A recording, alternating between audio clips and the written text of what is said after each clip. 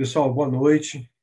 Mais uma vez, obrigado aí pela presença de vocês, né? Diante de tantas aulas, tantos eventos, todo mundo cheio de trabalho, chegando em casa com tanta coisa. Então, assim, a gente tem que comemorar, né? A presença de cada um que se dispôs a estar com a gente, que se dispôs a discutir um pouquinho de ciência, que é o que a gente gosta, é o nosso objetivo, para isso que a gente estudou e para isso que o nosso paciente digamos assim, é para o nosso paciente, né, que a gente faz isso, para que ele seja cada vez mais bem tratado.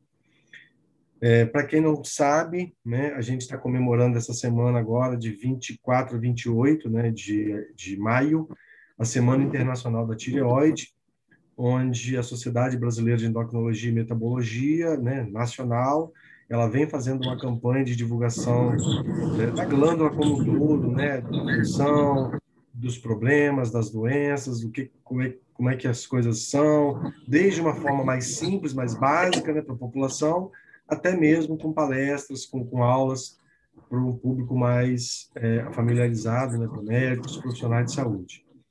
E a gente, enquanto ESBEM Espírito Santo, também, né, vai participar desse projeto, com posts nas redes sociais, e a gente programou essa aula com muito carinho para falar para vocês alguns aspectos sobre tireoide.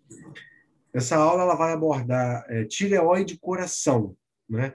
A gente não divulgou esse tema antes por uma questão de compliance da Sociedade Brasileira de Endocrinologia, mas agora, né, a gente logicamente pode falar. A gente vai abordar aspectos da tireoide relacionados ao coração. Como que a tireoide, nos seus mais diversos problemas, né, nas suas doenças, o quanto que ela vai interferir na saúde cardíaca. E, logicamente, que ninguém melhor para falar isso do que um endócrino e um cardio, né? Que são especialidades extremamente afins, que lidam com esses pacientes todo dia aí, né, vendo os mais diferentes aspectos das doenças. Então, para essa aula, a gente convidou a doutora Carolina Ferraz de São Paulo, eu já vou apresentar as credenciais dela, e o doutor Fabrício Vassal, daqui do Espírito Santo.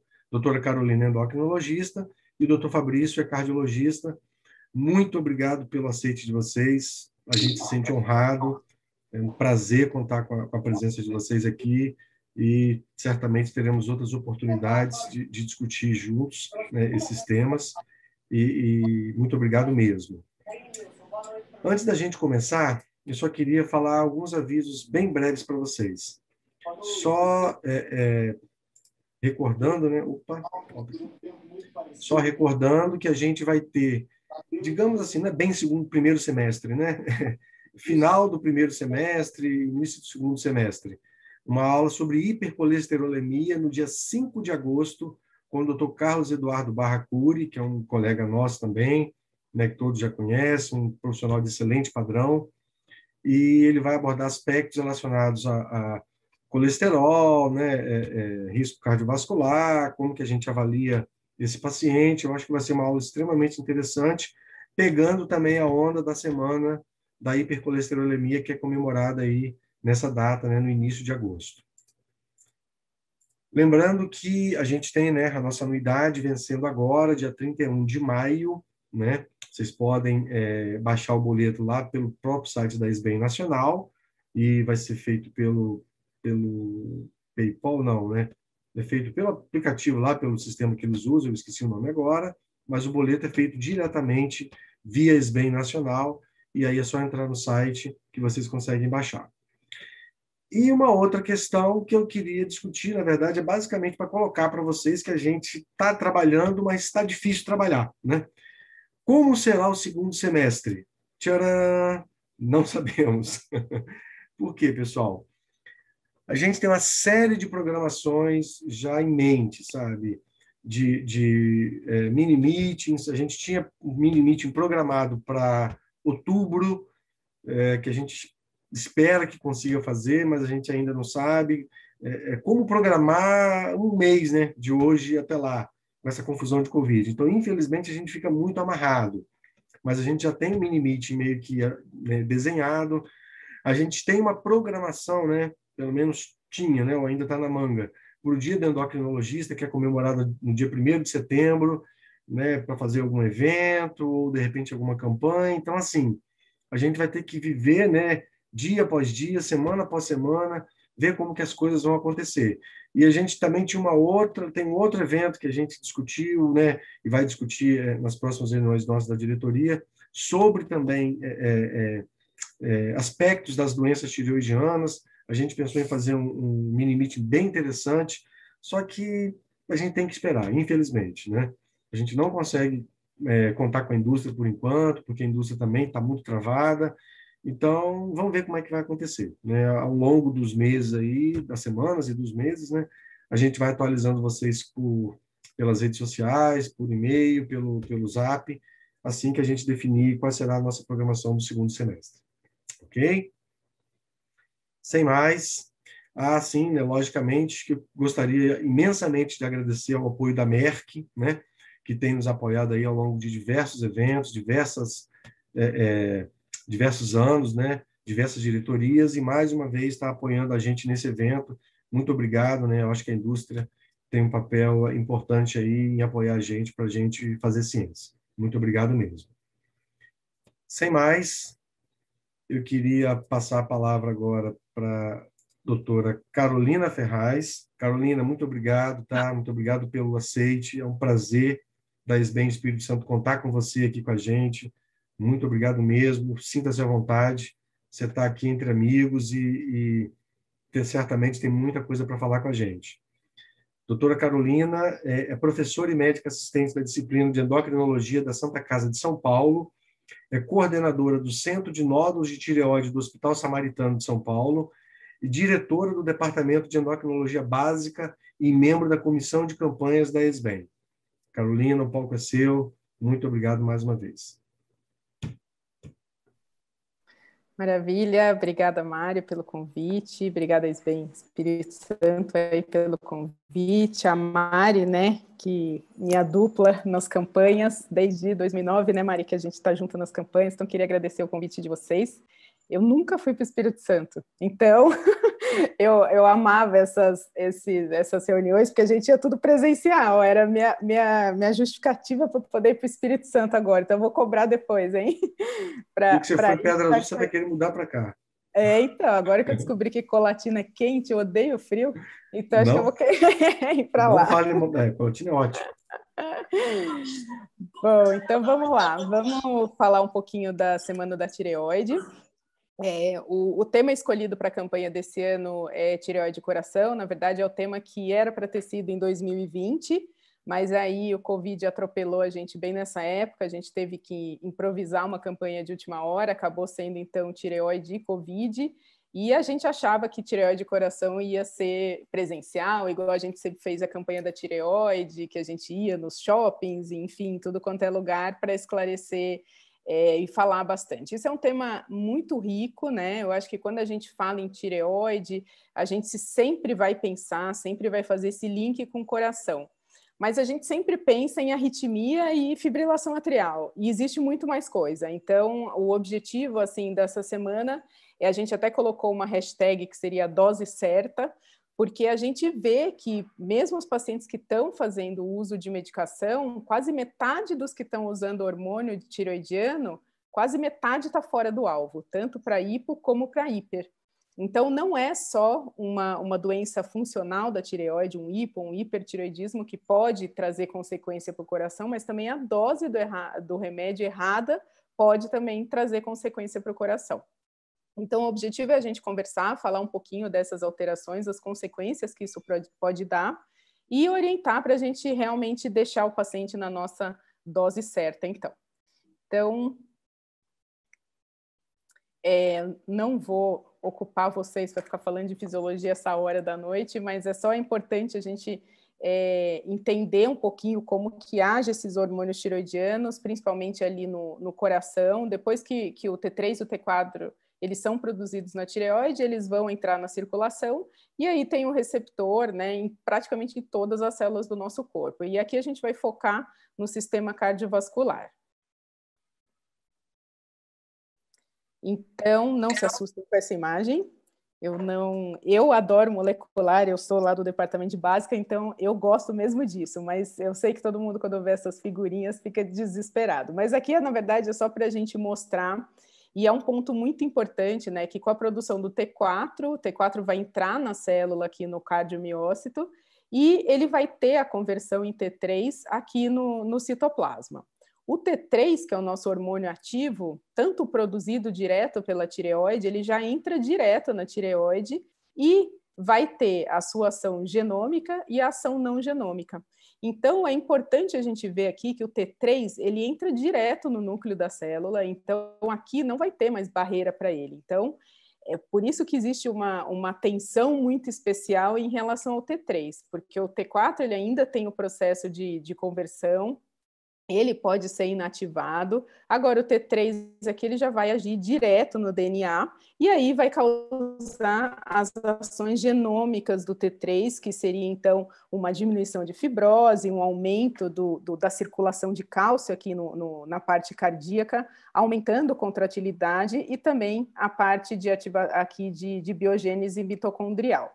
Além disso, tem a parte não genômica, que vai mexer com todos os canais aqui iônicos que a gente tem no cardiomiócito. Então, tudo muito mediado pelo T3. E aí, essa mediação do T3 vai levar tanto a ativação de genes, como também inativação de alguns genes. Quanto mais hormônio a gente dá, mais a gente vai estimular esses genes aqui e vai inibir esses outros genes aqui. Bom, então isso era a passada geral que a gente ia fazer aqui sobre fisiologia, e aí vamos falar então um pouquinho de hipertireoidismo, hipotireoidismo, e aí o que eu combinei um pouquinho com o Fabrício foi falar um pouco de amildarona, que eu acho que é sempre uma coisa que preocupa tanto o endócrino, a gente fica ali em cima dos cardiologistas pedindo para tirar a amildarona, mas tem vezes que não dá para tirar a amildarona, então como que a gente pode fazer nesses casos? Lembrando, então, só que o hipertireoidismo manifesto mesmo é aquele que o TSH ele está aumentado, então, geralmente acima dos valores de 10, e o T4 livre está abaixo dos valores de referência. E o hipertireoidismo, o TSH abaixo e o T4 livre acima, e o hipotireoidismo, o TSH acima e o T4 livre abaixo. Essas seria o hipotireoidismo manifesto, que a gente sempre vai tratar com medicamento, tá? Agora, o subclínico, que acaba sendo aquela questão que a gente fica sempre na dúvida, será que eu trato, será que eu não trato? Será que o hipossubclínico já tem alguma sequela para o coração? Porque quando é manifesto, a gente sabe que examinando o paciente, o acompanhamento desse paciente, a gente vai ver alguma alteração. Mas o foco é a gente entender se as doenças subclínicas também vão trazer essa sequela para o coração e se a gente precisa realmente já tratar elas ou não. Então, vamos começar falando um pouquinho de hipertireoidismo, as causas de hipertireoidismo.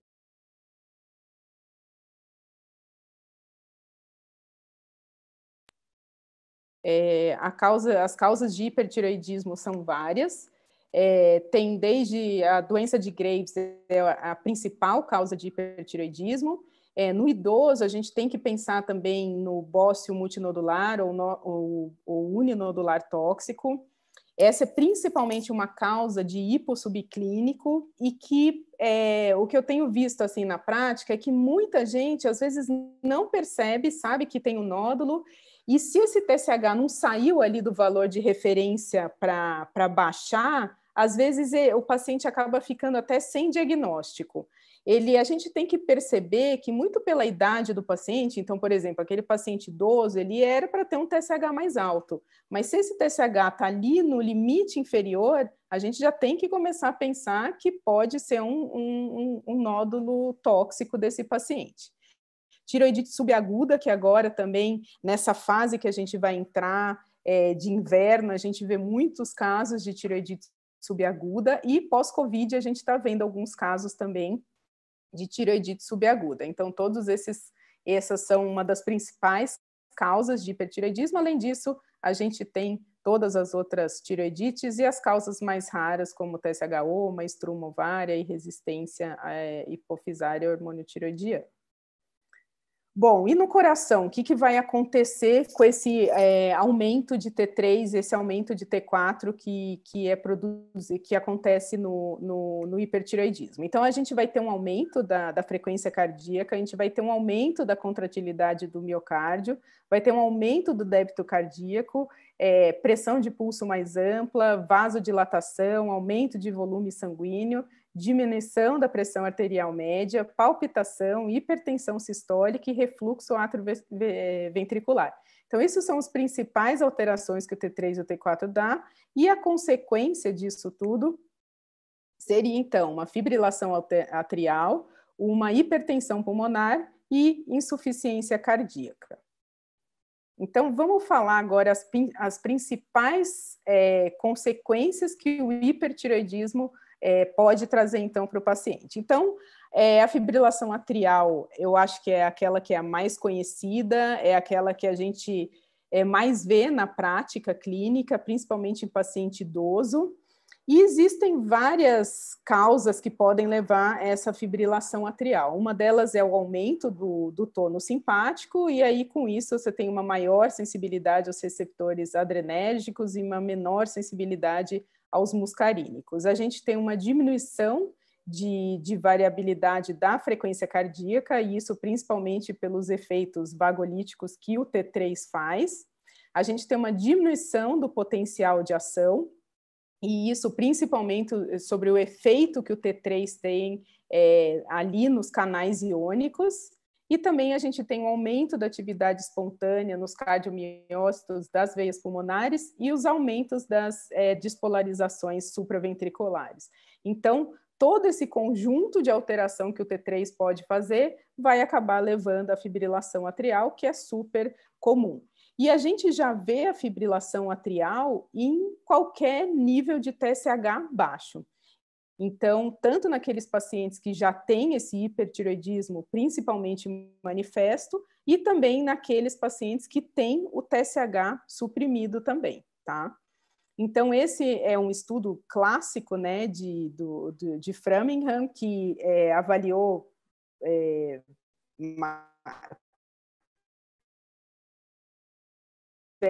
menor do que 0,1, foi o que aumentou realmente essa incidência de fibrilação atrial.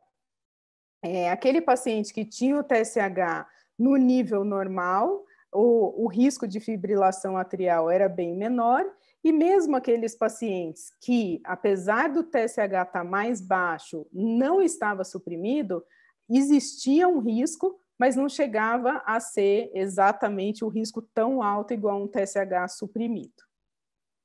E tanto esse risco além da fibrilação atrial, existem outras doenças que na maioria das vezes a gente nem lembra, ou talvez não chegue tanto no endócrino para a gente ver. Ou como a gente acaba não investigando tanto, então a gente não fica sabendo tanto. Para a gente, a associação principal é com fibrilação atrial mesmo. Então, a gente pode ver que tem doença coronariana também, e isso várias meta-análises, vários estudos já têm mostrado que tanto o hipertireoidismo subclínico como a tireotoxicose manifesta, o hipertireoidismo manifesto mesmo, já aumenta o risco de doença coronariana também.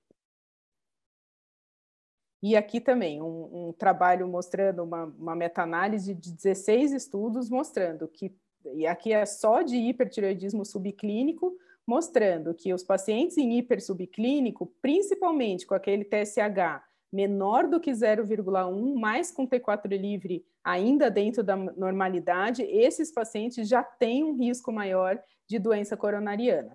E isso é muito importante a gente lembrar que existe isso, principalmente naqueles pacientes de câncer. Então, aqueles pacientes que a gente sempre suprimia e falava, não, é um alto risco, vamos deixar suprimido, ou nem dividia, né, o paciente todo que tinha câncer de tireoide, a gente já deixava em supressão a vida toda. Então, hoje, a gente tem que saber que existe esse risco para o paciente, então, botar na balança se realmente existe uma vantagem e deixar esse paciente com uma supressão a tão longo tempo assim. E além da doença coronariana, além da fibrilação atrial, existe também a possibilidade de insuficiência cardíaca secundária a esse hipertireoidismo. E a ação que acontece pode ser tanto através de alterações da vasculatura periférica, como também alterações cardíacas. Então, principalmente aí alterações de receptores, de ATPase, acabam levando a essa alteração no coração e, com isso, aumentando a frequência de contração, aumenta a contratilidade, diminui o tempo do ciclo cardíaco e também aí aumentando, por conta dessa fibrilação arterial, aumentando o risco de insuficiência cardíaca. E também a alteração de vasculatura periférica, com diminuição de resistência vascular sistêmica, aumento da massa do ventrículo esquerdo, aumento da rigidez atrial, aumento de pressão sistólica. Então, tudo isso acaba também aumentando todo o risco e a matemática final levando a uma insuficiência cardíaca. Bom, e o que a gente vê é que a insuficiência cardíaca, ela acontece tanto no hipotireoidismo como no hipertireoidismo. Então, aquela hashtag da dose certa, principalmente para o risco de insuficiência cardíaca, ela encaixa totalmente aqui no risco, para a gente evitar esse risco de insuficiência cardíaca. Então, tanto com TSH altos, como aqui no hipotireoidismo, como nos TSHs baixos, a gente vê um aumento aqui da curva de incidência de insuficiência cardíaca.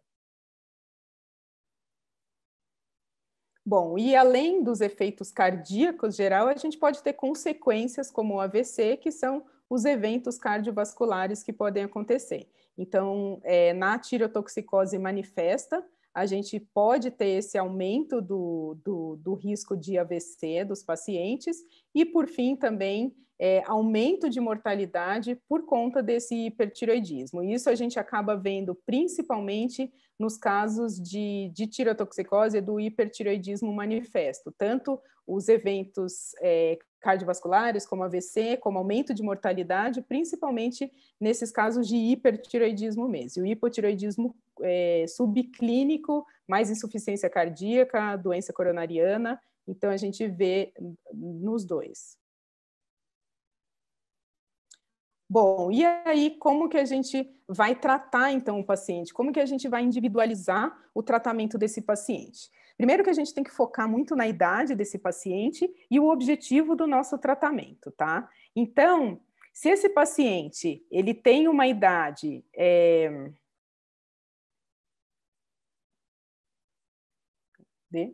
Então, assim, se a gente precisa ou não tratar esse paciente, vai depender do grau de supressão que esse paciente está e a idade desse paciente. Então, os pacientes mais velhos, né, a gente... Deixa eu já colocar tudo aqui. Paciente mais velho que tem esse TSH mais baixo, a gente sempre vai tratar. E o paciente que ele é mais velho e que não tem um TSH tanto suprimido, a gente pode levar em consideração todo o histórico que esse paciente tem cardíaco e levar em consideração, avaliar a possibilidade de fazer o tratamento para esse paciente. Já os pacientes que são mais jovens e que não estão com uma supressão tão grande, então o hipossubclínico, a gente pode acompanhar. Então, se a gente for colocar aqui um pouco na prática, o que a gente vai fazer? Então, por exemplo, um paciente que é mais jovem, até 60 anos, que tem um nódulo tóxico e que não está com uma supressão tão grande. Esse paciente a gente pode observar por um tempo, claro que o nódulo tóxico é aquele nódulo que vai continuar para sempre assim, então lá para frente talvez precise de um tratamento definitivo. Mas não é um paciente necessário que eu vou talvez entrar com um antitireoidiano. Já se esse paciente já for idoso, né, a gente já tem que pensar em entrar com um antitireoidiano se ele tiver realmente um TSH nesses níveis. Bom, então, para a gente concluir essa parte do hipertireoidismo, deixa eu correr aqui um pouquinho para dar espaço para o Fabrício falar também. Então, para concluir essa parte do hipertireoidismo, principalmente a tireotoxicose manifesta ou hipossubclínico, além da fibrilação atrial, que a gente já conhecia, que é conhecida nossa, existem outras associações, então doença coronariana, insuficiência cardíaca, os eventos tromboembólicos, mortalidade cardiovascular, está tudo ligado com esse hipertireoidismo. Então, o que é o papel do endócrino? Junto com o cardiologista, a gente fazer um diagnóstico precoce, então avaliar, principalmente nos casos de hipertireoidismo, com o TSH, T4 livre e o T3 pode ajudar, principalmente nos diagnósticos diferenciais, para a gente definir a etiologia desse hipertireoidismo e aí com isso a gente fazer um tratamento adequado e principalmente individualizar, principalmente para essa faixa etária e definir se esse paciente realmente vai se beneficiar ou não do tratamento.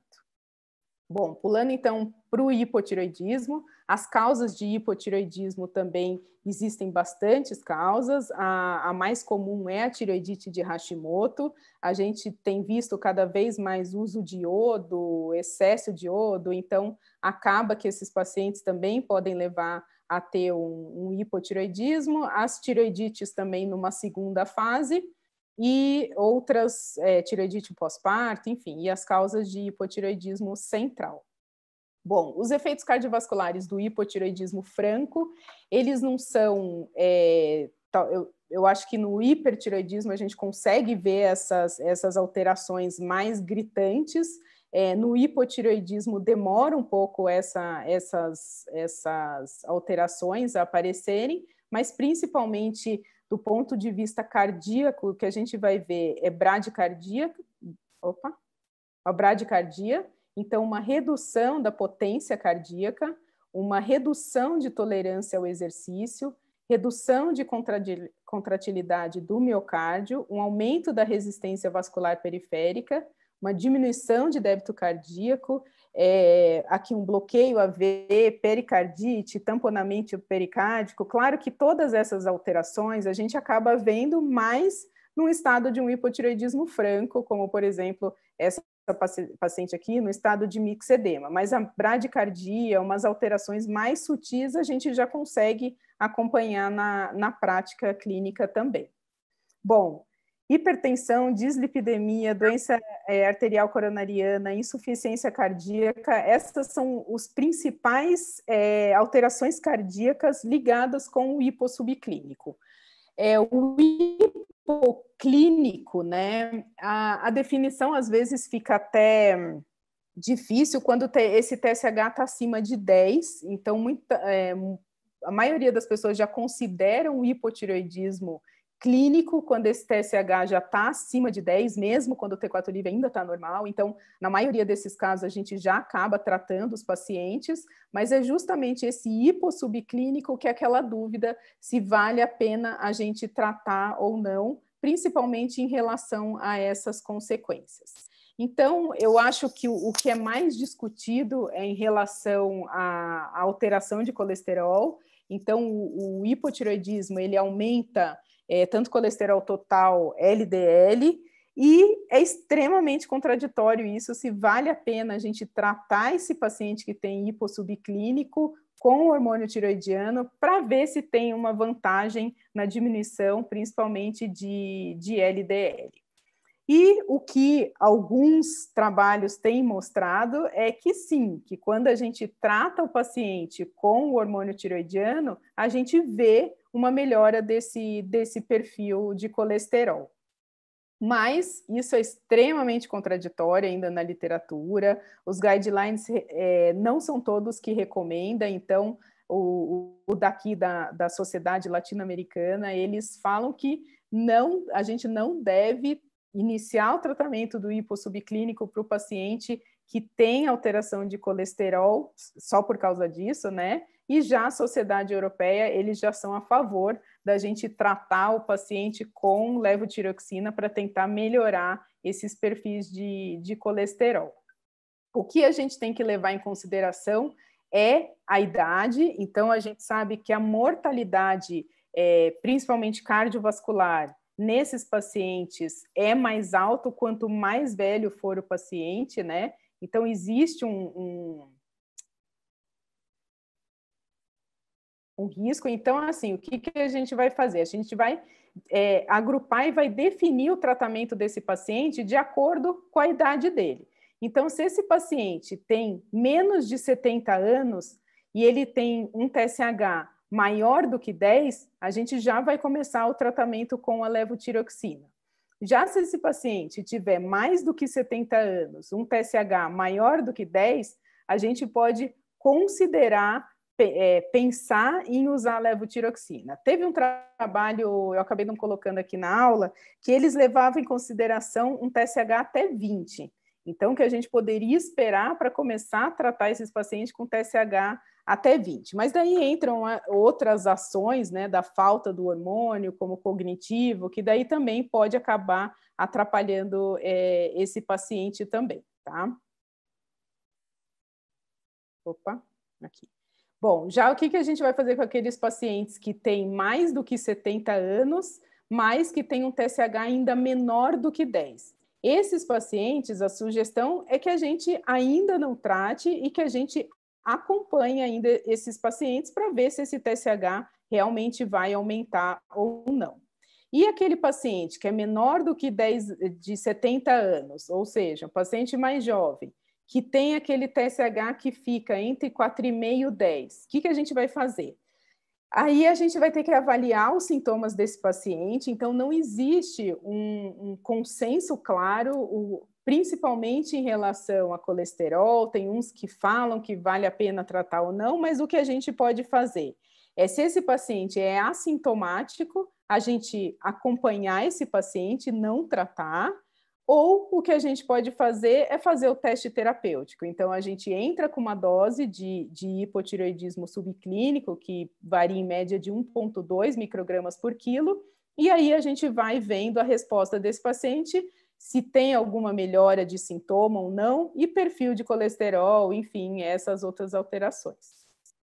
Bom, aqui é o que a SBEM recomenda também, então é muito parecido com essas outras recomendações. A única diferença é que divide aqui em menores de 65 anos e já coloca um TSH acima de 7, valesse talvez a pena a gente já começar a tratar esse paciente.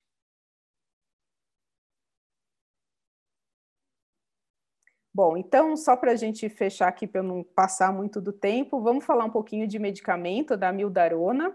Então, antes da gente falar um pouquinho da amiodarona, eu queria focar na questão da dose certa da levotiroxina, que, como eu falei lá no comecinho, a levotiroxina, ela é o hormônio que a gente usa para tratar nossos pacientes com hipotireoidismo e é uma das principais causas do paciente estar com um hipossubclínico ou um hipersubclínico. Então, a gente precisa acompanhar esse nosso paciente e focar nisso, tentar deixar esse paciente no alvo do TSH que a gente quer. 50, pelos trabalhos que a gente tem visto aí, que a gente fez de levantamento para a campanha, quase metade dos pacientes estão fora desse alvo que a gente tem que ter. Às vezes, principalmente no câncer, né, que a gente precisa deixar aquele TSH um pouquinho mais baixo, às vezes a gente acaba suprimindo muito e não pensa realmente na consequência que pode ter. Outra coisa é a moda do T3 e do T4, que a gente tem visto muito por aí, então muita gente prescrevendo T3 e T4. Então aquele primeiro slide que eu coloquei da ação do T3 era focando nisso daqui. O T3 e o T4, ele é uma combinação que é formulada, então exige muita precisão das farmácias de manipulação, e a gente sabe que a dose é microgramas, então quando vão formular o T3, às vezes entra 8 microgramas, e com o controle de qualidade que a gente tem aqui no Brasil, é muito difícil a gente conseguir ter uma dose muito precisa, tem que ter balança a vácuo, tem que ter muito controle, e que é muito difícil a gente ter. Então, essas formulações podem ter um risco, e a partir do momento que você dá esse T3, ele vai entrar direto na célula e já vai fazer a modulação cardíaca ali. Ele vai entrar direto no DNA ali dentro do núcleo e vai começar essa expressão gênica toda. Então, isso é uma coisa que a gente tem visto cada vez mais, paciente com arritmia várias doenças graves justamente por conta dessas formulações. Então, quando a gente receber, fica alerta, porque a maioria chega realmente em hipertireoidismo. E falar um pouquinho da amiodarona. A amiodarona é uma medicação que os cardiologistas amam e os endócrinos, a gente, quando fala em amiodarona, a gente já fica de cabelo em pé, arrepiado. A gente sabe que é um antiarrítmico muito bom, né? Muito potente. O problema é que ele tem uma concentração de iodo ali muito grande. Então, além dessa concentração de iodo, ele tem um poder sobre a célula ou receptor da tireoide, agindo em bloqueando vários locais de ação do hormônio tireoidiano. Então, ele vai diminuir a conversão de T4 em T3 na hipófise, ele diminui essa conversão periférica do T4 e T3 nos tecidos, ele bloqueia a entrada de T4 nas células e ele bloqueia também a ligação do T3 nos receptores do tecido também. Então, uma medicação que geralmente, quando entra, praticamente 15% a 20% desses pacientes vão ter alguma consequência disso, e a gente sabe que o que pode acontecer é tudo, desde hipotireoidismo até o hipertireoidismo. O que vai depender de como esse paciente vai responder, vai depender da ingestão de iodo desse paciente, se ele tem uma ingesta de iodo adequada ou não, e se ele já tem alguma predisposição a alguma doença autoimune da tireoide, tá? Essas alterações podem ser logo quando você introduz a amiodarona ou também lá quando esse paciente já usa muito tempo a amiodarona. Então, quem usa a amiodarona é obrigatório a gente fazer acompanhamento da função tireoidiana. Quando o paciente tem um hipotireoidismo induzido pela amiodarona, é mais fácil de tratar. Por quê? O que a gente vai fazer? A gente vai conversar com o cardiologista, se esse paciente antes tinha uma tireoide normal, com anticorpos normais, a gente vai conversar com o cardiologista e a gente sempre tenta tirar a amiodarona. E a resposta, pelo menos as minhas, são sempre negativas. Então, se a gente não pode tirar a amiodarona, então a gente vai fazer a reposição desse paciente, porque realmente tem um bloqueio de ação ali real, né, do hormônio tireoidiano. Então, a gente faz a reposição da levotiroxina. Se esse paciente puder tirar a levotiroxina, suspende e a gente reavalia principalmente em 6 semanas, 8 semanas, para ver se a função tireoidiana já voltou ao normal. Se voltou ao normal, ótimo, segue o paciente. Se ele desenvolveu um hipotireoidismo, a gente faz a reposição com a levotiroxina. Se esse paciente já tinha os anticorpos positivos ou no ultrassom, aquela alteração, aquele aspecto heterogêneo de doença autoimune, a gente faz a reposição da levotiroxina.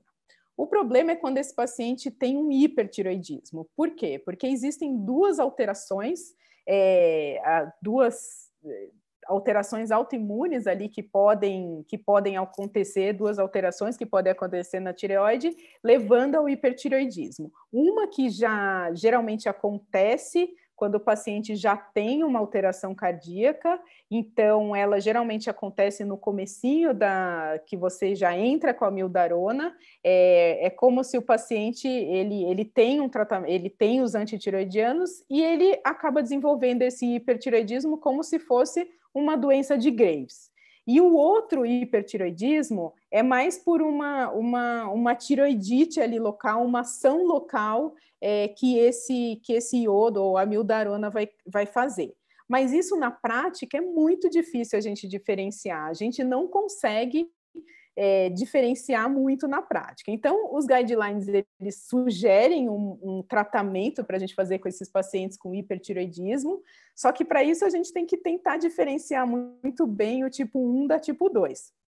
Então, a do tipo 2, ele sugere a gente continuar a amiodarona, eles são até meio agressivos, até sugerem que a gente faça uma tiroidectomia emergencial, mas tentar usar o corticoide oral e se esse paciente remitir, você vai fazer o segmento. Agora, se esse paciente já tiver aquela doença de base antes, fizer o hipertireoidismo, tentar suspender a amiodarona, se possível, e se não der, a gente entra com os antitireoidianos e, se não controlar, eles sugerem fazer tratamento definitivo ou com tiroidectomia total, se não com iodo radioativo. E se a gente ficar ali na dúvida se é um ou se é outro, não conseguir diferenciar, a gente entrar mesmo com os antitireoidianos e, se não responder, pode tentar fazer o corticoide para ver se responderia como inflamação da tipo 2 ou fazer o tratamento definitivo com tiroidectomia. Bom, então a amiodarona ela é um antiarrítmico eficaz, ela vai trazer consequências tanto em aproximadamente 20% desses pacientes e pode acontecer tanto o hipotireoidismo como o hiper. No caso do hipo, nem sempre a gente vai precisar retirar a medicação. Se tiver o hipotireoidismo manifesto, a gente vai repor a levotiroxina. Agora, se for a tireotoxicose, o hipertireoidismo, a gente tem que tentar diferenciar se é aquela inflamatória mais ou mais autoimune mesmo, e aí, se for difícil a gente tratar exatamente como sugere o guideline, a gente pode tentar o hormônio tireoidiano e, se não der certo, um pouquinho de corticoide, tá? Bom, então é isso, acho que eu acabei passando do meu tempo aí. Essa a gente vai ter que tirar uma fotinho com o coração, essa é a nossa equipe lá da Santa Casa de São Paulo. Então, a Rosália, que é minha dupla da tireoide, o Adriano e a doutora Nilza, esse é o nosso grupo da tireoide lá da Santa Casa, meus contatos aqui. Então, queria agradecer mais uma vez o convite aí de vocês e vamos ver o Fabrício falar e daí a gente conversa mais um pouquinho para tirar mais dúvidas aí. Obrigada. Muito obrigado, Carolina. Palestra excelente. Obrigado mesmo. E vamos chamar agora o Fabrício, né? Fabrício, obrigado aí pelo aceite, tá? Para a gente, da SBEM, é um prazer em ter vocês aqui conosco. A gente sempre vê, né, os colegas de outras especialidades como parceiros e essa interação de múltiplas especialidades ela é fundamental. Então, a gente se sente honrado pela sua presença aqui. Fabrício é arritmologista do Instituto, Fabrício Vassalo, é arritmologista do Instituto de Cardiologia e coordenador do Serviço de Arritmia Cardíaca do Hospital Santa Rita de Cássia. Fabrício. Boa noite, pessoal. Eu agradeço Mário aí pelo convite. Quando eu conversei com ele, eu pedi para que eu focasse num tema aí da arritmia, porque é uma praia que eu ficaria mais cômodo, né? Eu vou tentar falar aqui um pouquinho a respeito disso. Muitas das coisas que a gente vai falar, eu acho que tem um lado mais do ponto de vista do eletrofisiologista do que do endocrinologista. Então, talvez algumas coisas, não sei se não vão bater ou se vão ficar um pouquinho diferentes, né? A gente vai falar um pouquinho da introdução, aspectos relevantes, e eu vou tocar mais ou menos nos mesmos assuntos do ponto de vista do eletrofisiologista sobre esses temas, né? O hipotiroidismo e o ritmo cardíaco, o hipertiroidismo e o ritmo cardíaco, essas alterações subclínicas associadas ao ritmo cardíaco e a miodarona e o coração. No processo evolutivo, a glândula tireoide e o coração eles migram juntos, né? A glândula tireoide e o coração compartilham de uma proximidade muito grande em relação ao surgimento deles na embriologia. E esses efeitos dos hormônios tiroidianos, tanto no coração quanto na vasculatura periférica, eles incluem normalmente redução de resistência vascular sistêmica, aumento de frequência cardíaca em repouso e aumento da contratilidade ventricular esquerda e, consequentemente, do volume de sangue ejetado, né? Conforme a Carolina falou, o hormônio tiroidiano ele tem um efeito direto na expressão de genes sobre o coração, e a gente sabe que a atuação do hormônio tireoidiano no coração não é só na parte contrátil, não é só no miócito, né? Ele funciona também nas células elétricas, nas células do sistema de condução, e a gente vai falar isso mais para frente, principalmente do ponto de vista das células do marcapasso. É por isso que se afeta tanto no hipertiroidismo com taquicardia e arritmias supraventriculares, e no hipotireoidismo com bradicardia, bradicardia, exatamente por esse efeito também no sistema de condução e só no sistema contrátil. Os efeitos da tireoide no ritmo cardíaco, né? Os genes são relacionados ao marcapasso cardíaco, eles são regulados durante o ciclo evolutivo pelo hormônio tireoidiano. A estimulação dos receptores adrenérgicos acelera a despolarização diastólica, então as células ficam mais excitadas e conseguem ser excitadas de uma forma mais rápida.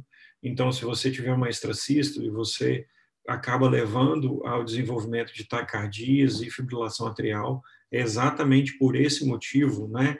Por essa alteração, por você conseguir despolarizar na diástole de forma mais fácil, de forma mais simples, você acaba levando à fibrilação atrial, porque você vai pegar o átrio num momento vulnerável e quando você pega o átrio num momento vulnerável, você pode precipitar a indução da fibrilação atrial. E você tem também, conforme eu havia dito, o aumento da frequência cardíaca ou a redução da frequência cardíaca de acordo com o nível que o hormônio tireoidiano vai se apresentar. Esses são os efeitos cardiovasculares e hemodinâmicos do hormônio tireoidiano, conforme a Carolina já mostrou, né? Então, a gente tem uma termogênese no tecido, e aí vai variar com o hiper e com o hipo, não vou perder tempo para falar. Resistência vascular sistêmica vai se modificar de acordo com o hiper e com o hipo. Isso vai impactar em relação a, principalmente, a pressão arterial diastólica. Você vai ter um efeito também no eixo do sistema renina-angiotensina-aldosterona. Você leva a alterações de pré-carga, principalmente com isso. Você leva a alteração de pressão pulmonar e com essa alteração diastólica você vai levar a uma alteração na pós-carga, né? Levando a alteração também de contratilidade miocárdica, que é o efeito inotrópico e cronotrópico, aumentando ou reduzindo o débito cardíaco, né, o índice cardíaco. Essas são as alterações hemodinâmicas principais dos hormônios tireoidianos na parte cardiovascular. Enquanto a gente tem um parâmetro de normalidade de uma resistência vascular sistêmica num paciente normal, eutiroideu, no hipertireoidismo a gente vai ter uma redução de 1.500 a 1.700 para 700 para 1.200, e no hipotireoideu você vai ter um aumento da resistência vascular sistêmica para 2.100 a 2.700. A frequência cardíaca ela também se altera, você aumentando uma frequência cardíaca basal, ficando naqueles termos que a gente acredita que são normais no paciente, né, eutiroideu, em torno de 60 a 90 em repouso, para 90 a 130 em repouso no hipertireoidismo, e entre 60 e 80 no paciente hipotireoideu. Mais comumente, vendo até níveis menores do que isso.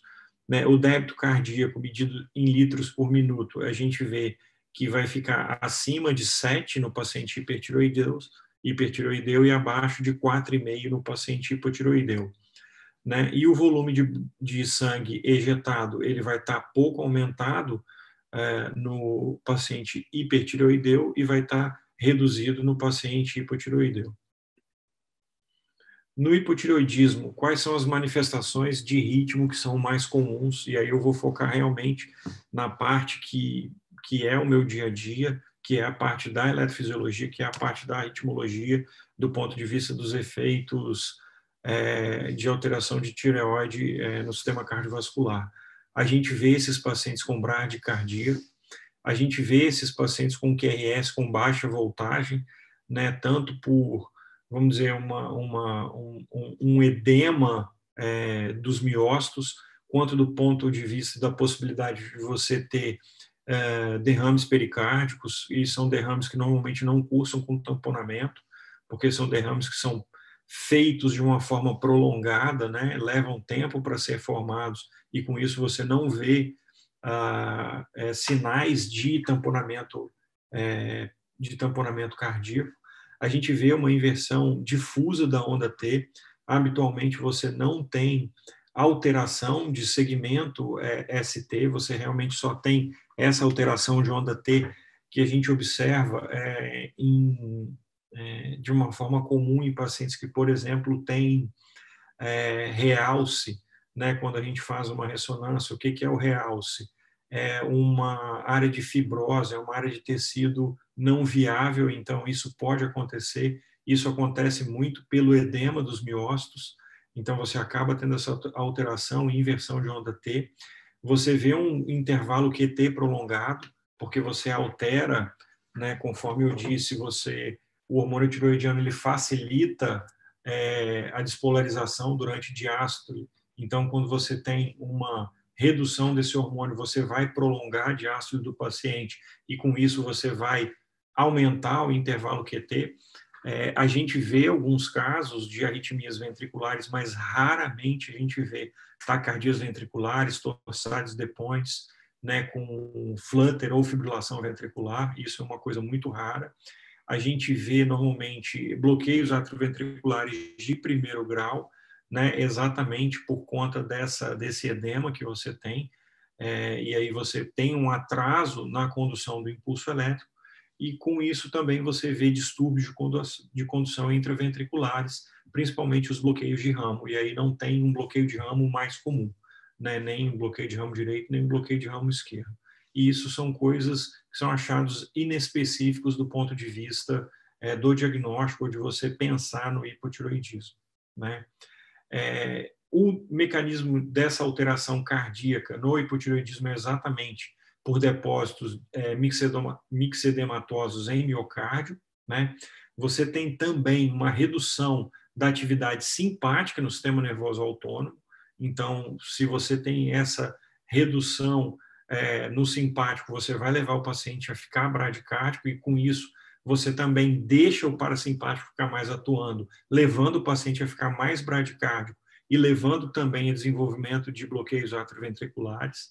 E você tem os efeitos diretos, né, de níveis reduzidos de tiroxina e do T3 no miocárdio. E com isso você vai afetar o quê? Exatamente, frequência cardíaca e contratilidade. Esse é um eletro de um paciente com um quadro de mixedema, um quadro grave, e a gente vê uma bradicardia com ritmo juncional, né, de escape. Às vezes até a gente tenta ver e acha que vê uma onda P, mas mais para frente a gente acaba não vendo. A gente vê que você tem uma alteração difusa de ondas T, né, em toda a parede anterior aqui de V1 a V6. A gente vê os complexos QRS de baixa amplitude, que são bem característicos desses quadros de hipotiroidismo mais grave. Quando a gente faz a reposição do mesmo paciente, a gente vê que você já tem praticamente uma normalização com melhora de frequência cardíaca, né? Não deu tempo ainda de a gente aumentar a amplitude dos complexos QRS, mas a gente já observa que você caminha para uma normalização, tanto do intervalo QT quanto da polaridade da onda T.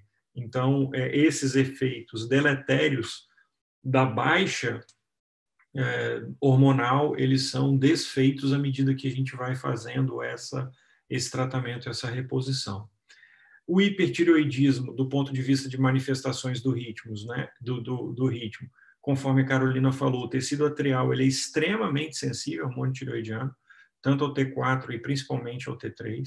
Isso leva a alterações desse período refratário do tecido atrial esquerdo, então ele fica mais vulnerável, ele fica mais sensível, e você começa a acaba desenvolvendo e levando a essas ectopias atriais, esses batimentos atriais anormais.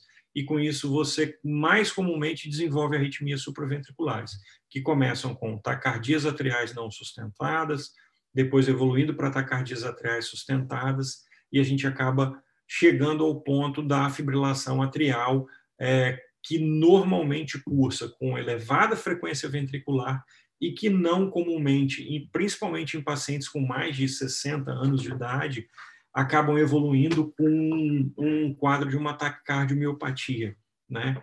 Você pode acabar dilatando o ventrículo esquerdo e levando a uma insuficiência cardíaca com fração de ejeção reduzida ou pela frequência cardíaca muito elevada, você desenvolve uma insuficiência cardíaca com fração de ejeção preservada, né? E aí seria por quê? Por alteração exatamente nesse momento da diástole, e você aumenta a permeabilidade pulmonar e o paciente acaba fazendo derrame pleural, que é uma coisa extremamente comum da gente ver. Né? A gente vê extracístoles ventriculares, raramente a gente vê casos de taquicardia ventricular. Até hoje, eu estou em Vitória, há 14 anos, eu vi 2 casos de manifestação de arritmia ventricular e arritmias ventriculares, ou com muitas extracístoles, ou com taquicardia ventricular sustentada. Eu vi 2 casos só, nunca vi mais do que isso. Fibrilação atrial é uma coisa extremamente comum, e já é de praxe você olhar um FA de início agudo, você pensar e associar o hipertiroidismo. Do ponto de vista das arritmias ventriculares, a gente acaba não vendo de uma forma muito, muito frequente e muito comum. Né? E pela alteração que a gente tem do sistema nervoso autônomo, e aí no caso a gente tem o quê? A gente tem uma excitação do sistema nervoso autônomo simpático, a gente vê que essa frequência cardíaca ela varia pouco. É uma frequência cardíaca que fica muito uniforme. Então, você vê a distância de frequência cardíaca mínima para frequência cardíaca máxima alterar muito pouco. Essa é uma outra característica da manifestação de ritmo no hipertiroidismo. Né? A associação da fibrilação atrial, que é o carro-chefe, desculpa se vocês estão cansados disso, mas assim, é o que a gente vê, é o que a gente pensa e é o que a gente acha em literatura. Né? O que a gente vê dessa associação está em torno de 2% a 20%, uma associação maior em pacientes do sexo masculino, uma idade acima de 60 anos, a gente vê uma associação e uma manifestação até por questões de consumo, né, de aumento de consumo pelo miócito, de aparecimento de doença arterial coronária, que previamente a gente não tinha, provavelmente estava aí subclínica e acaba se manifestando pelo aumento do consumo de oxigênio pelo músculo do coração. A gente vê muito comumente, né, quadros de insuficiência cardíaca, seja insuficiência cardíaca por disfunção, ou seja, com uma função de ejeção, uma função ventricular, preservada, e que aí acaba fazendo derrame pleural, edema pulmonar, congestão pulmonar. A gente acaba vendo que o hipertiroidismo pode levar a doenças valvares associadas, o que piora esse quadro da fibrilação atrial e que pode precipitar também alterações do tipo insuficiência cardíaca. Né? O hipertiroidismo subclínico, eles descrevem como um risco relativo similar, né? E a gente vai continuar aqui. Num estudo que foi um estudo de registro, né, de quase 41 mil pacientes de acompanhamento, pacientes acabaram desenvolvendo fibrilação atrial, né, com hipertiroidismo. 8,3% dos pacientes com hipertiroidismo desenvolveram fibrilação atrial, e aí, conforme eu falei, são pacientes do sexo masculino que acabam vendo associação com doença isquêmica, com doença coronariana, né, que tem doenças valvulares e que acabam evoluindo para insuficiência cardíaca. O subclínico, nesse estudo, também mostrou um risco relativo similar, tá certo? E nos pacientes que você avaliou a fibrilação atrial, que você tinha fibrilação atrial, menos de 1% desses pacientes tinham um hipertiroidismo claro, tinha um hipotiroidismo que você olhava e conseguia dar o diagnóstico de forma clínica. Então, fazendo com que a gente tenha que investigar realmente. Num quadro de fibrilação atrial aguda, a gente tem que fazer esse elo, tem que fazer esse link com o hipertiroidismo, tá? Esse é o eletro, normalmente, que a gente vê da fibrilação atrial, que é uma fibrilação atrial, né? A gente vê um ritmo cardíaco irregular, A gente não consegue identificar onda P, uma linha de base bastante mexida e frequência cardíaca bastante elevada, muitas vezes acima de 150 batimentos por minuto, né? Essa associação dos hormônios tiroidianos, né, com a alteração cardíaca e a alteração atrial já é uma coisa que é estudada há muito tempo. Quando eu fui sentar para ver essa aula, esse estudo aqui me chamou a atenção, que é um estudo de 1969, né, dizendo que arritmias atriais são comuns no hipertiroidismo, mais raras no mixedema, né? Então, isso foi uma coisa que já está bem documentada e foi uma coisa que eu achei interessante, né? E, mais uma vez, que a duração da fase de repolarização ela é prolongada no átrio e você acaba podendo precipitar esses pacientes, né, a fazerem essas arritmias atriais. Então, no quadro do hipertiroidismo, isso é mais comum, né, de você deixar o quê? O átrio mais vulnerável, e por isso que existe essa associação muito grande do hipertiroidismo com a fibrilação atrial. Quando a gente vê aqui esse estudo que mostra a função tiroidiana, né, comparando com o paciente eutiroideu e o hipotiroidismo subclínico e o risco da fibrilação atrial, a gente vê que a gente não tem muita essa associação do estudo do hipotiroidismo subclínico sendo um risco de fibrilação atrial, né? Então, principalmente o TSH não seria um bom marcador para a gente avaliar isso, né? Ao passo que quando a gente tem alterações de hormônio mesmo, né, de T4, à medida que você vai subindo esses níveis, você vai aumentando a chance de arritmias e principalmente a arritmia do tipo fibrilação atrial. Então, do ponto de vista aqui desses estudos, né, do ponto de vista do eletrofisiologista, do arritmologista, o que talvez seja um marcador de risco maior para desenvolvimento de arritmias seja níveis de T4 do que os níveis do TSH. E à medida que a gente tem níveis maiores, a gente leva esse paciente a ter uma possibilidade, uma probabilidade maior de fibrilar, de fazer a fibrilação atrial. Nesse outro estudo aqui, que é um estudo antigo, mostra que níveis de hormônio, eles não estão quando você faz a reposição do paciente hipotiroideu para um paciente eutiroideu, você não aumenta a chance de arritmias ventriculares, né? Então, quando você pega o hipotiroidismo, você começa a tratar a chance de você fazer arritmia, e no caso, foram arritmias que eles designaram como benignas, tanto atriais quanto ventriculares, isso não aumenta, né? Então, o número de ectopias ventriculares, de extracístoles ventriculares, à medida que você vai estar tratando, você não vê aumento desses níveis, são coisas que são bastante similares, então você tratar, se o paciente já tiver alguma arritmia de base, você não precisa se preocupar de repor o hormônio, você pode repor o hormônio com segurança, que não vai aumentar essa quantidade de arritmia.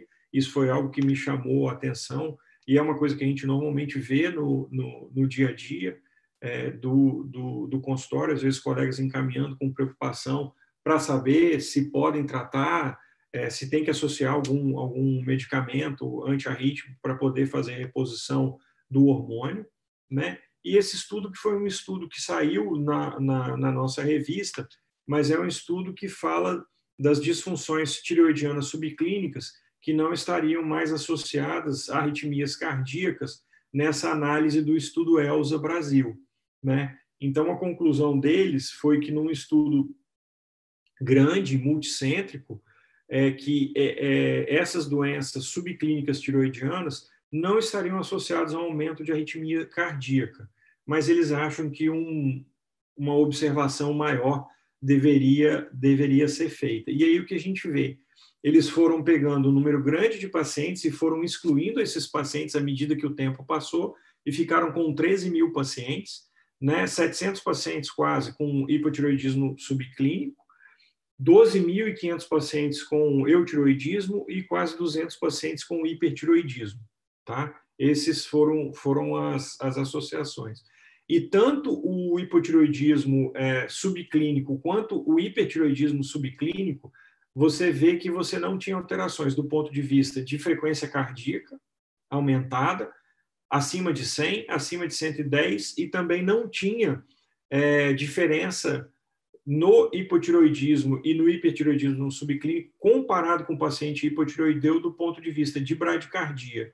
Fosse ela uma bradicardia mais branda, menor que 60, mais acima de 50, ou uma bradicardia mais grave. Tá?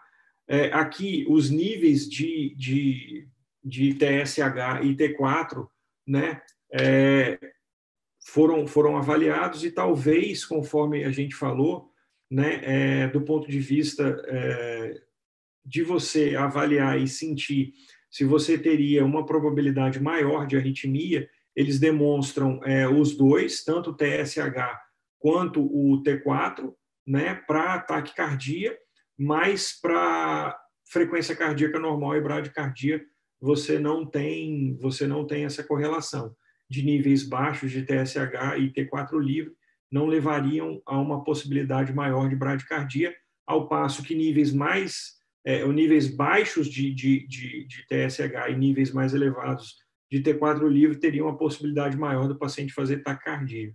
Né? Então, realmente, o hormônio tiroidiano ele acaba sendo mais sensível do ponto de vista de hiperfunção do que de hipofunção. Né? E quando a gente avalia as arritmias de forma separadas, a gente viu que realmente não teve diferença nesse estudo. Né? As arritmias não estavam maiores nem no hipertireoidismo subclínico, nem no hipotireoidismo subclínico, nem no hipertireoidismo subclínico, quando comparado com o eutireoidismo.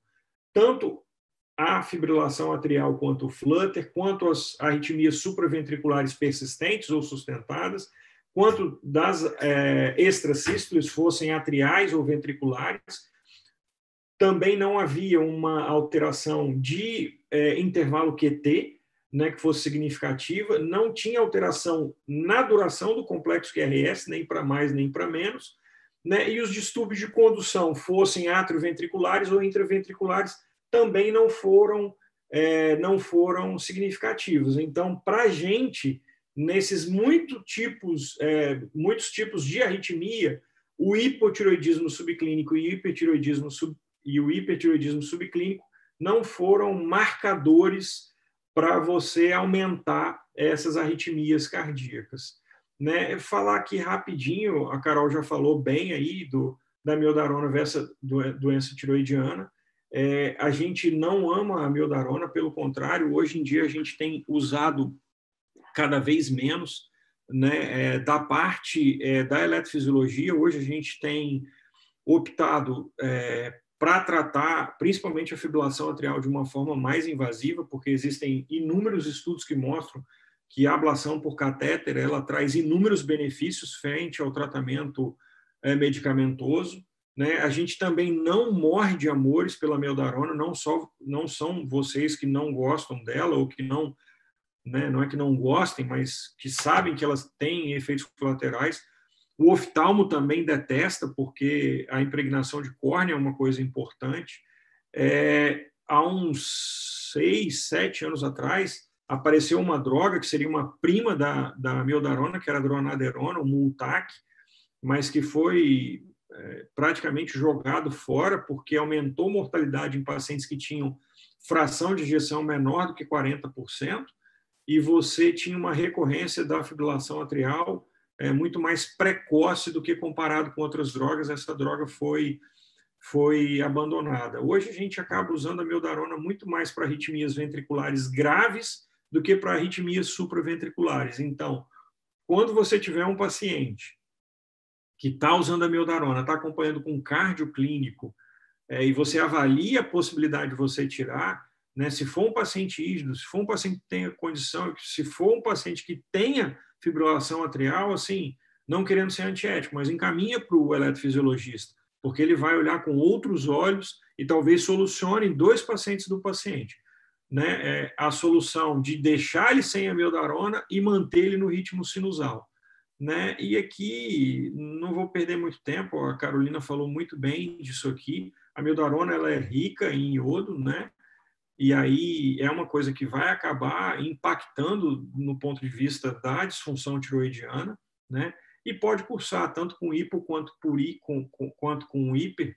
E aí 100 miligramas de amiodarona tem mais ou menos equivalente a 3 miligramas de iodo, né? E aí os riscos são doenças tiroidianas pré-existentes, né? O consumo de iodo que você faz na sua dieta, né? Inibição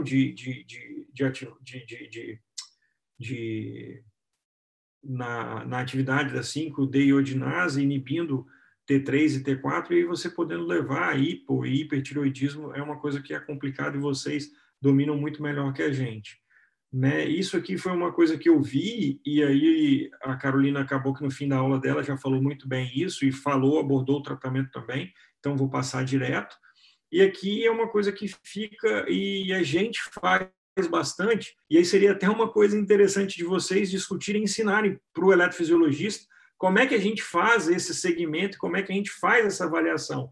Então, eu deixo isso aqui muito mais como uma do ponto de vista de uma pergunta do que do ponto de vista de querer falar ou ensinar, né? Como é que a gente faz esse screening e como é que a gente faz esse segmento e acompanhamento do paciente que está tomando a mildarona, que precisa de manter a mildarona, e como é que a gente vai fazer essa dosagem de X em X tempo. A gente tem que individualizar, e eu tento encaminhar os pacientes para o endócrino para ter esse acompanhamento conjunto, mas eu queria que vocês abordassem isso também, tá certo? Muito obrigado, pessoal. Assim, espero que tenha aberto aqui uma oportunidade para a gente fazer uma discussão boa, que eu acho que esse é o principal. Parabéns, Fabrício. Excelente aula. Eu acho que veio a complementar bastante a aula da Carolina, e como que é legal a gente ter visões diferentes, né, de um mesmo tema, quanto que a gente consegue aprender. Obrigado mesmo. Eu abro agora para perguntas, né? Quem quiser discutir, perguntar alguma coisa. Eu queria fazer uma pergunta para a Carolina, já que, né, vocês vão pensando aí, eu vou fazer, só para a gente já ganhar tempo. Você falou que na prática, Carolina, é difícil fazer essa diferenciação entre, né, a tireotoxicose induzida por amiodarona tipo 1 e tipo 2. E é uma coisa que eu sempre tive dúvida mesmo, né? O paciente chega para você com tireotoxicose. O que você faz? Você faz ultrassom, você faz uma cintila no pronto-socorro, né? Na prática, o que vocês no dia a dia conseguem fazer? Ou você, né, trata de maneira empírica e vê como que o paciente responde? Mário, o ideal seria fazer cintilografia mesmo e a gente tentar ver pelo histórico dele. Só que, às vezes, o paciente, assim, só tem um TSH prévio, não tem nem anticorpo dosado, porque se o TSH estava normal, ninguém chega a investigar muito anticorpo. Então, na prática mesmo, eu vou te falar que é muito difícil diferenciar. O que a gente acaba fazendo é mais tratando como um tipo 1 mesmo. Então, entrando com antitiroidiano, e aí a gente vê a resposta. Se esse paciente realmente... Foram pouquíssimos os casos, acho que mais até na Santa Casa. A gente tentou um pouco de corticoide, mas acaba, assim, a gente trata como um tipo misto mesmo. E assim, mandar fazer uma coisa mais radical, de mandar para tiroidectomia, isso a gente não fez, não. E aí, então, você Travou a dá minha um internet? antireoidiano... Ou não? Acho Não, que travou aqui tá para legal. vocês, tá? E você dá um antitireoidiano, se ele não responder, você dá corticoide e vai meio que avaliando. A maioria, Mari, acaba respondendo o antitiroidiano. A gente teve, teve um até que voltou essa semana lá na Santa Casa, que foi um que a gente entrou com corticoide, uma dose, assim, acho que 20 miligramas que a gente entrou de prednisona para ver se respondia.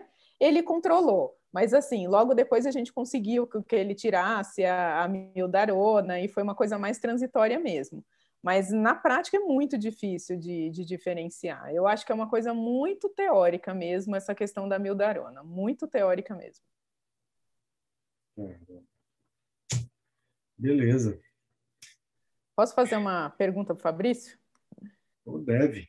Fabrício, para mim foi uma surpresa o negócio da amiodarona, porque eu achei que realmente os cardios usassem e gostassem muito, viu?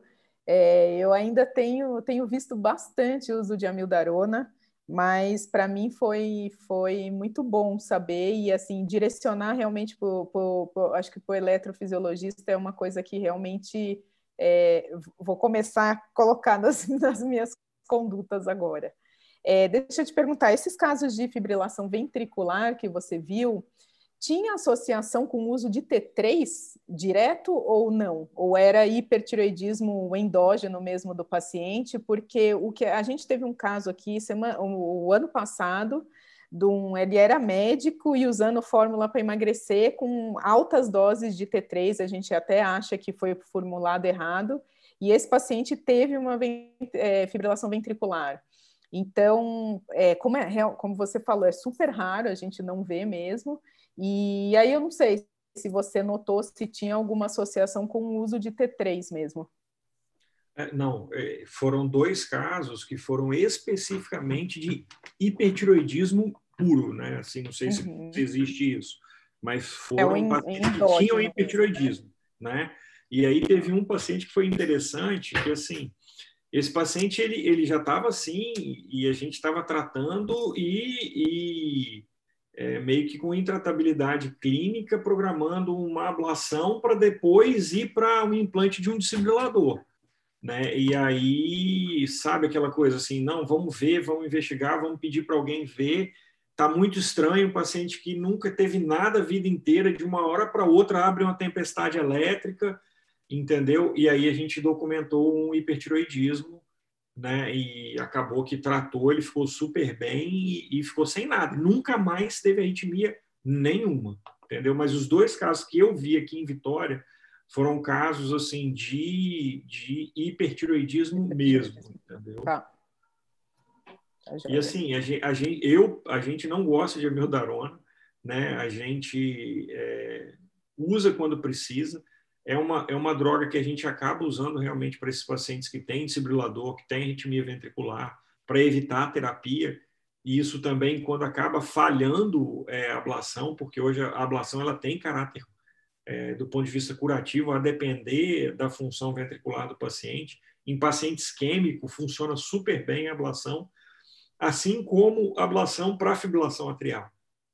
Né? O resultado é um resultado muito bom. Hoje a gente consegue manter sem droga 84% dos pacientes em 2 anos pós-ablação e sem medicação nenhuma. Então, a opção da gente hoje teve falência uma droga, não ficar tentando sotalol, amiodarona, não. E já tem estudos comprovando isso, que você, para evitar a evolução da fibrilação atrial, você deve ser um pouco mais invasivo, né? E você deve talvez abreviar um pouco a intervenção, porque você evita, né, tanto a progressão da doença quanto a associação com outras drogas que podem fazer mal. E como a fibrilação atrial é uma doença de idoso, né, vai ficando mais prevalente e vai aparecendo mais conforme a idade, né, a gente sabe que esse paciente também já tem ali, às vezes, uma disfunção tiroidiana, uma coisa que você, quando associa a miodarona, a tireoide vai morrer abaixo, né? Então, eu, pelo menos, tenho assim, essa preocupação grande em usar só se precisar. Fabrício, boa noite, parabéns. Assim, só para reforçar o que a Carol está falando, eu sou endócrina, né, Luzaneri. A gente, quando pega o paciente, às vezes, só te colocando como clínico, né? Às vezes o paciente chega em FA, em pronto-socorro, e o que eles fazem é amiodarona mesmo. E aí, às vezes, o paciente fica 3, 4 meses, talvez até na esperança de ir retirando, não sei. E quando a gente vê esses 3, 4 meses, são suficientes para fazer lesão de tireoide já, entendeu? Então, a gente tem visto mesmo o paciente usando amiodarona ainda, como clínico, né, que chega no nosso consultório e já com alteração da tireoide. E outra coisa, eu queria te contar a minha experiência pessoal, eu fiz um bócio multinodular tóxico, que é incomum, né, na minha faixa etária, mas enfim. E aí tinha um TSH baixo, não era suprimido, e um T4 um pouquinho elevado, assim, não era muito alto. que é uma coisa típica também do bócio multinodular tóxico. Mas eu fazia uma taquicardia violenta, assim. Estou te falando que às vezes não precisa de alterar muito o TSH para a gente ter muito sintoma, né? E nem muito T4. E eu fazia muitas extracístoles, então, às vezes, então, a gente talvez tenha que valorizar muito a clínica, porque eu vi que você mostrou o estudo, né, falando de hiper subclínico e tal, mas às vezes a gente talvez tem que descolar um pouquinho do laboratório, entendeu? Porque realmente o paciente às vezes fica muito sintomático com pouco T4 e com TSH nem tão alterado. Eu concordo com você e eu acho que é por isso que são né, especialidades extremamente afins. O cardioclínico, a gente, muito, talvez, né, do ponto de vista da tireoide, o eletrofisiologista talvez seja muito mais afim ao endocrinologista do que o cardioclínico em si. Porque, assim, eu não tenho expertise, eu não tenho habilidade para ter essa sensibilidade que vocês têm. Né? Porque a gente olha, obviamente, se você estiver muito perto de um limite inferior ou muito perto de um limite superior, isso a mim incomoda. Eu acabo pedindo para o endócrino ver, mas talvez não seja uma rotina. Então, essa sensibilidade, essa expertise que vocês têm, a gente não tem. Então, eu prefiro pedir, vamos dizer, arrego e pedir para vocês olharem e me dizerem, olha, tem que fazer alguma coisa, porque a gente vê a clínica e vê a manifestação clínica e vê a queixa clínica, né? E muitas vezes o exame não está batendo. É aquela história, né? Tem o mundo real e o mundo ideal. Às vezes os dois não se encontram, entendeu? Então a gente tem que ter a sensibilidade, eu tenho que ter a experiência de entender que não tem uma coisa conversando com a outra e pedir ajuda de vocês, entendeu? Então essa é a minha rotina particular e pessoal. Eu acho que essa questão do TSH é exatamente esse ponto. Eu vejo muito assim no ambulatório lá com os residentes, eles vão passar o caso e eles falam, o TSH está normal. E aí, às vezes, eu só vou escutando eles falando, eu não olho, eu não fico olhando o que eles estão escrevendo. Mas, às vezes, quando eu olho, eu espera aí, mas normal quanto? Ah, deu 0,47. Daí, espera aí, mas 0,47 é normal para essa faixa etária? E aí que está justamente esse ponto, porque um TSH 0,47 para um paciente de 60 anos não é normal. Vamos ver o que está errado aí. E principalmente esses bócios uninodulares ou multinodular tóxico, é essa variação que vai dar. E isso realmente já começa a causar sintoma. E o paciente, ele não consegue associar, talvez, uma taquicardia, ele vai achar que isso é até ansiedade. Então, cabe muito da nossa parte a gente olhar com muita crítica esse TSH que é normal, mas é um normal não tão normal para aquela faixa etária. E aí, realmente, vale a gente conversar com o cardiologista, investigar direitinho, mas esse TSH realmente não é normal. É bom ir atrás mesmo, porque isso, às vezes, é o que está causando, incomodando ali o paciente. Agora, Fabrício, uma pergunta. Você mostrou um eletrocardiograma ali que, cara, tipo assim, se eu tivesse no pronto-socorro com aquela monte de inversão de onda T, eu achei que ia pedir um eco, um cateterismo para o paciente, né? Porque você pensa que isquemia, né? Eu não faço pronto-socorro há anos. É comum você ver isso no dia a dia, nesses pacientes com hipotireoidismo, ou né, é mais raro? Porque, pelo menos, eu, no consultório, né, eu não vejo isso com certa frequência. Eu não sei a experiência de vocês também e outros colegas endócrinos. Não, isso é difícil. Assim, talvez o take-home message daquele eletro seja associar mais à bradicardia. Pode ter Tá. alteração de amplitude de QRS, pode ter alteração de inversão de onda T, pode, entendeu? Mas a associação que a gente vê de arritmia com o hipotiroidismo é bradicardia. É bradicardia sinusal, entendeu? Realmente isso aí. Né? Inversão de onda T não é uma coisa comum que a gente veja, não. Assim como é difícil você ver redução de amplitude de complexo QRS. Talvez até tenha, mas é uma coisa que não chama tanta atenção da gente.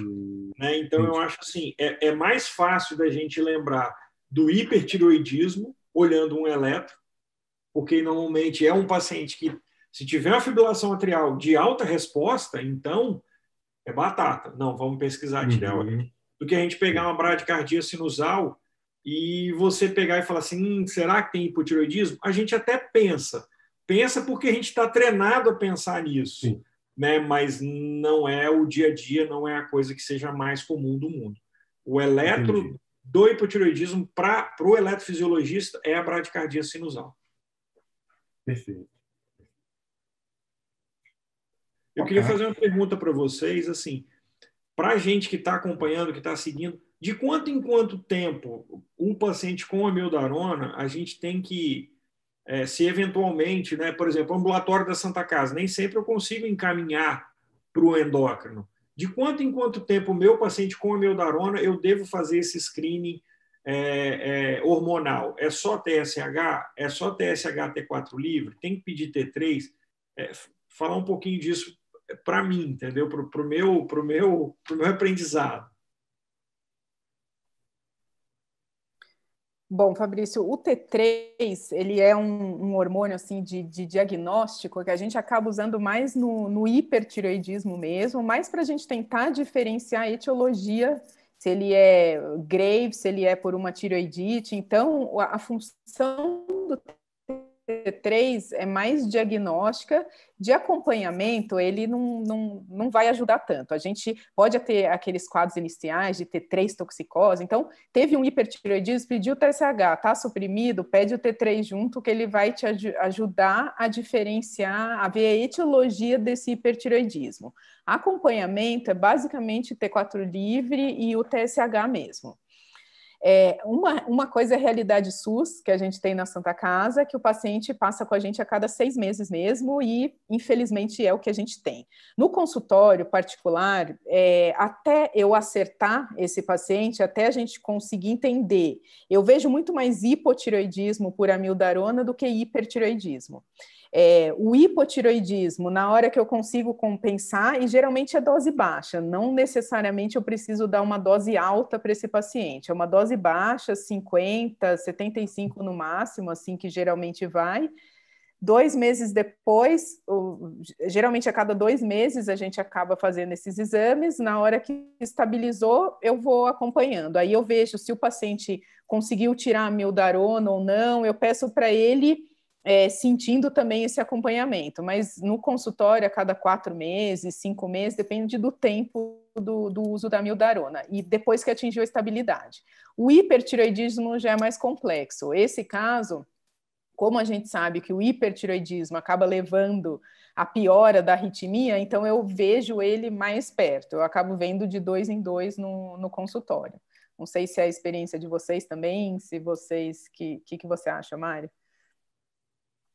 Eu vou te falar que eu tive um paciente que fez hipotireoidismo com amiodarona. E ele não podia tirar a medicação, e não sei exatamente por quê, não sei se o cardiologista falou que não tinha como, era um senhor bem idoso, e ele acabou tratando o hipotireoidismo como se fosse um hipotireoidismo mesmo, né, de uma causa primária lá, e ficou. E esse paciente, depois que terminou toda essa discussão com o cardiologista, que a gente tentou mexer e tal, eu acabei vendo ele de 6 em 6 meses e ele ficou por aí. Então, assim, aquele paciente, mas é paciente SUS, né? Em consultório, não tem paciente com, né, tanto hipo quanto hiper relacionado à miodarona. Tive só essa experiência e a proposta ele está até um pouquinho sumido. Eu não sei se vocês têm alguma outra experiência aí. Até porque eu acho que depois que ele deve atingir um nível de impregnação, de bloqueio lá da função tiroidiana, que acho que se você, né, estabeleceu aquilo ali, acho que você não consegue mais mexer muito, né? Então, pelo menos a visão que eu tive na época... Eu acho que essa, assim, do hipotireoidismo é isso que eu percebo, assim, é fácil, não é um negócio muito difícil de compensar. Sim. O hiper é mais, o hiper realmente é mais, o hipo é tranquilo, você repõe a dose, não é dose alta, e dá para fazer o acompanhamento mesmo, como se fosse um hipotireoidismo. Agora, não tem nenhuma droga que a gente possa usar no lugar da amiodarona, ô Fabrício? Tem sim. O que às vezes é o fator limitante, Mário, muito é a função ventricular. Se você tem um paciente com função ventricular boa, a gente tem basicamente duas drogas, que é o sotalol e a propafenona, tá? Que é o que a gente tem no Brasil, né? Função ventricular acima de 50. Oi? Função Se a gente tiver ventricular... uma função acima de 45, 50, a gente consegue usar essas duas drogas. Tá. Se você tem uma função ventricular abaixo de 40%, já fica complicado você usar essas drogas, porque aí o efeito pró-arrítmico delas é maior, entendeu? Então, a gente está vivendo um terror nessa época de pandemia, porque os pacientes que usam antiarrítmico e que aí, eventualmente, né, tem um pensamento de que vão ter que usar hidroxicloroquina, veja bem, eu não sou nem a favor nem contra, né, eles vão ver, vão olhar, e aí sotalol com hidroxicloroquina, mildarona com hidroxicloroquina, e começaram a procurar a gente assim para fazer consulta de previsão, para pedir a receita e para trocar o remédio. Rapaz, olha, foi uma loucura, cara. E aí, paciente que estava compensado do ponto de vista da arritmia, que estava bem, você trocava de uma coisa para outra e começava a fazer arritmia, mas aí o paciente preferia a arritmia para poder tomar hidroxicloroquina se viesse Covid, então foi um terror, né? E assim, a gente tem 3 drogas no Brasil, não tem jeito, é isso aí, é propafenona, sotalol e mildarona. Então, se você tiver função boa, você tem essas duas opções. Se você não tiver função boa, só sobra a bendita da mildarona, cara. E isso aqui, assim, não é muito melhor lá fora, não, tá? Lá fora você ainda tem, assim, tem a flecainida, você tem a dofetilida, entendeu? E você tem procainamida. Mas aí procainamida especificamente seria endovenosa, paciente internado. Então, drogas via orais antiarrítmicas a gente não tem muita coisa, entendeu? E, infelizmente, no Brasil a gente tem 3. É muito limitado. Vai ficar difícil, né? Perfeito. Mário, Mariana Guerra aqui. Então, essa semana eu peguei um paciente novo, né? E eu fiquei até um pouco assustada, porque é uma paciente que estava internada por um sódio baixo e teve um TSH de 22. E aí, como eu sou amiga da família, a família falou assim: ah, eu queria levar minha mãe em você, porque ela está com sódio baixo, dá uma olhada, porque a gente confia em você. Peguei o primeiro exame, um TSH de 22. Eu falei, nossa senhora, não, ela vai ter alta, e fez um exame novo, aí um TSH de 18. Aí eu sentei para conversar, o que ela está usando? Ah, não, há 2 meses ela está usando a mildarona. E eu achei, assim, fiquei muito assustada, porque o clínico que estava cuidando dela internado não deu atenção para a tireoide. Como essa informação de amildarona é tão bem estabelecida para a gente e tão bem estabelecida para o cardiologista, mas eu acho que talvez, Fabrício, eu não sei, assim, esses pacientes talvez devessem ser orientados a falar com qualquer médico que eles vão, que a amildarona pode dar problema na tireoide, porque assim, ela recebeu alta com com sódio de 132, e daí no outro dia eu pedi, uma semana depois eu fui repetir os exames para confirmar o TSH, e já tinha de novo um TSH de 118, um sódio de 118, com esse TSH de 18, e ela recebeu alta dessa forma, assim, e simples, ela usa mildarona, ponto. Não dá para tirar a mildarona, até indiquei ela para um ritmologista para conversar sobre a mildarona, porque o clínico que estava cuidando não deu muita atenção, mas assim, como essa informação, a mildarona, se o paciente não tiver taquicardia, nós vamos ter, né? E como o cardiologista fica atento, mas parece que as outras especialidades estão perdendo esse diagnóstico, assim. É uma experiência de 5 dias atrás minha, sabe? Assim, Mariana, a gente, né, da eletrofisiologia, a gente tem um bloqueio muito grande com a mildarona, né? De, às vezes, causar revolta na gente de ver uma paciente com ataque supra, né, um ataque cardíaco supraventricular, que é algo tratável, que é algo curável, que é algo removível, e aí o cardiologista clínico vai prescrever uma amiodarona para um rapaz ou para uma moça de 30 e poucos anos de idade. Sem dar um Né? alerta, né, Fabrício? Sim. Não alerta, não falam, eles acham que é seguro e senta o pau. Por isso que eu estou perguntando a vocês, a gente não é treinado, a gente não é orientado, olha, presta atenção, tem que ver, existem sinais, de tempos em tempos tem que fazer essa documentação. O eletrofisiologista, sim. Até porque a gente busca meios de você evitar o uso de amiodarona ou você usar quando realmente você precisa.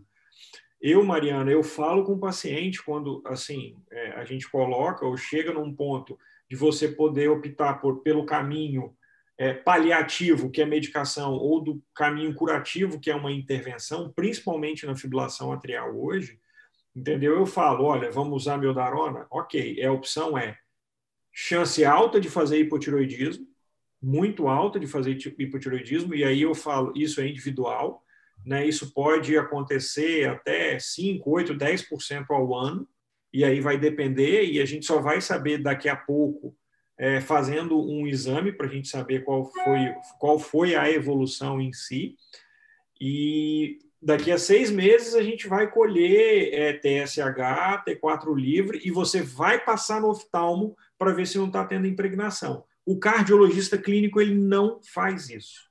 Ele prescreve, está curado, vai embora, entendeu? Vai viver sua vida, e aí volta fica com raiva quando bate na sua mão, entendeu? Fica com raiva quando bate na sua mão, quando você eventualmente sugere e faz uma ablação, o paciente fica bem, ele não quer voltar no cardiologista clínico nem amarrado, nem se for para ganhar prêmio, entendeu?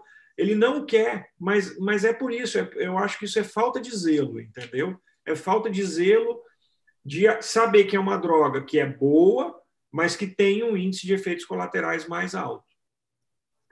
Eu mandei para né, o especialista, né? Mas eu fiquei assustada com a clínica que estava tomando conta da paciente internada, gente. Assim, eu falei, será que não pergunta o que está tomando, né? É tipo assim, Mariana, é tipo o paciente que está tomando, sei lá, aspirina com clopidogrel depois de botar um stent, ou o paciente que tem uma fibrilação atrial, que está usando um anticoagulante, sangrar, entendeu? E você não. E o paciente falar que está usando isso aí, e o clínico não está nem aí, está sangrando, mas está tomando um remedinho que está sangrando e você não prestar atenção. Para mim é a mesma coisa.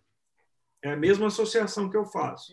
Acho que agora os endocrinologistas vão mandar todas as amidaronas para conversar com vocês, para ver assim, precisa mesmo desse negócio aí? Mas existem opções.